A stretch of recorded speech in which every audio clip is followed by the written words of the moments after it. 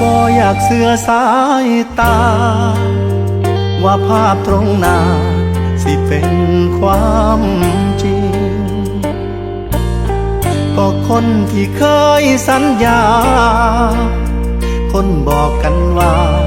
บ่ตายสิบ่ทอดทิ้งกำลังกอดกันอิงติงกอดอิงติงอยู่กับผู้อื่น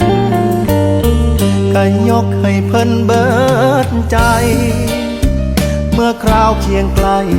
ร่วมใช้วันคืนสิหยุดที่กันและกันหนักร่วมฝ่าฟันยากสิซอยกันเบิ่งจังใดมากลายเป็นอื่นมาเฮ็ดกันได้แค่น้อใจคนแล้วคำว่าฮักกันมือนั้น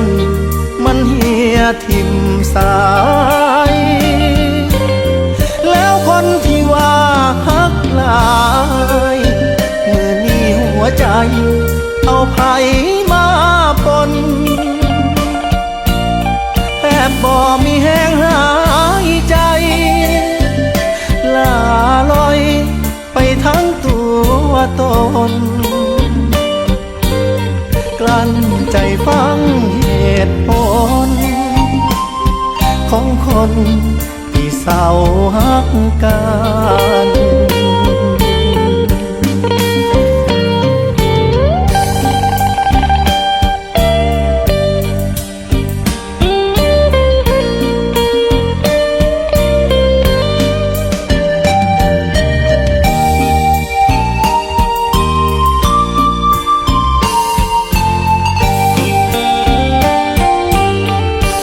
เคยโทษเขา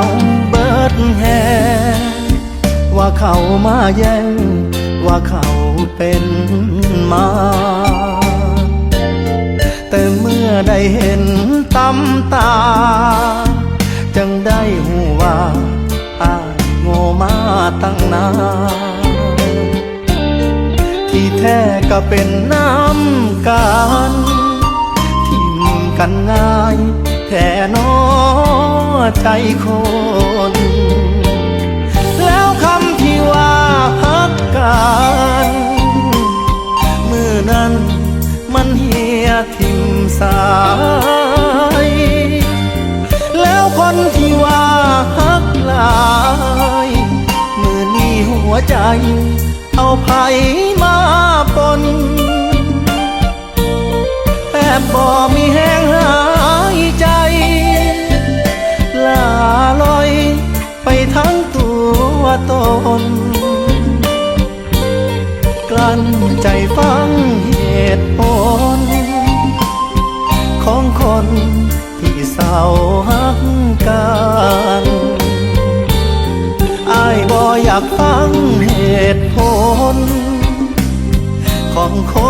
นที่เศร้าฮักกัน